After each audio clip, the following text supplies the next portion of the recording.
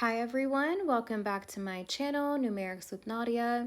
In today's video, we're going to do an overview of the distributive property.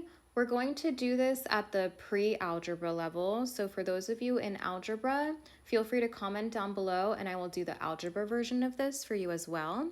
But for this version, we're just gonna do level 1. This is the basics. That will still apply to algebra, just that there are no variables in the practice questions we'll be doing.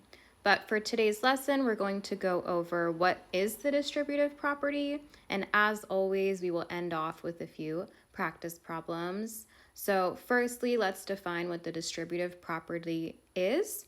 We're going to define it in words, and then we will also show it in an example. So the distributive property is multiplying a number by a group of numbers added together is the same as doing each multiplication separately. So this is equating that there's different ways to solve the same problem, just that this distributive property shows that multiplying a number by a group of numbers added together is the same as doing it separately. And we will see this in the example we're going to do down below. So in our example here, we have 5 parentheses 8 plus 4 close parentheses. So the method we're used to solving this with from previous videos is using the order of operations, or PEMDAS. So we'll use that for method 1. But for method 2, we're going to use the distributive property. And by comparing it side by sides, we'll be able to see the difference, but that we get the same answer.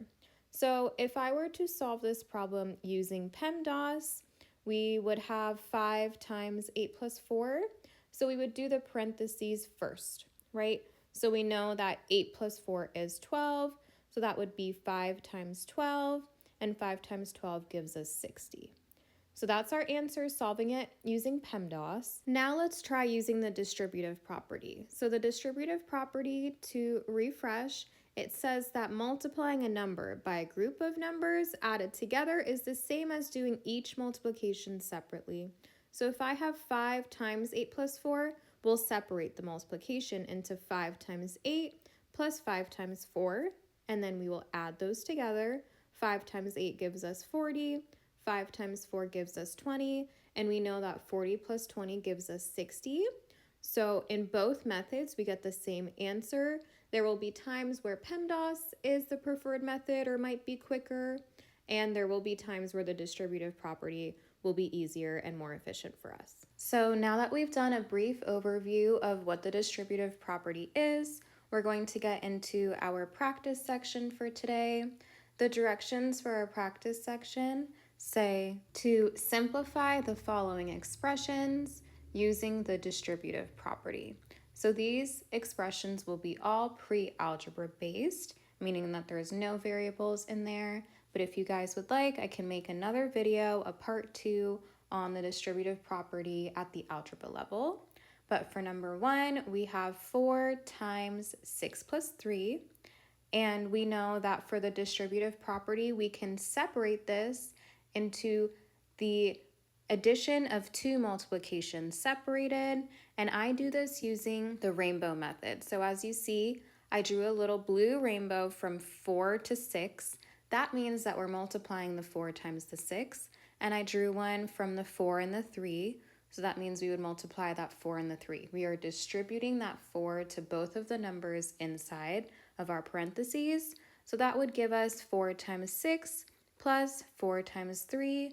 4 times 6 gives us 24. 4 times 3 gives us 12. And we know that 24 plus 12 gives us 36. So 36 would be our answer for number 1. Now we'll get into our second practice question for today. For number 2, we have 6 times 2 plus 7. I'm going to go ahead and draw my rainbow arches out. We're distributing that 6 times the 2 and 6 times the 7. So we have 6 times 2 plus 6 times 7. 6 times 2 gives us 12. 6 times 7 gives us 42. And 12 plus 42 gives us 54.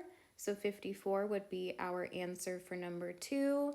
Now we will move on to our third practice question for today. For number 3, we have 9 times 9 plus 5. So I will draw my arches out again. We will be distributing this 9 to the 9 and to the 5. So we would get 9 times 9 plus 9 times 5. We know that 9 times 9 gives us 81, and 9 times 5 gives us 45. So if I add 81 and 45 together, I end up getting 126. So that would be my answer for number 3. And now we will move on to our fourth and final practice question for today. For number 4, we have 5 times 4 plus 8. Again, we'll distribute that 5 out to the 4 and the 8. So that would give us 5 times 4, which we know is 20, plus 5 times 8 is 40. I skipped that little step because the multiplication here is quite easy. And we know that 20 plus 40 gives us 60. So that would be our answer for our fourth and final practice question for today. I hope you guys enjoyed this video. I know it was an introduction to the distributive property, but I will get into the level 2 distributive property in the algebra level in the next video. But I hope you guys enjoyed the video. Feel free to like it if you did, subscribe if you haven't already, share this video with a friend, comment down below any other video topics or any questions you have down below, and I will see you guys next time.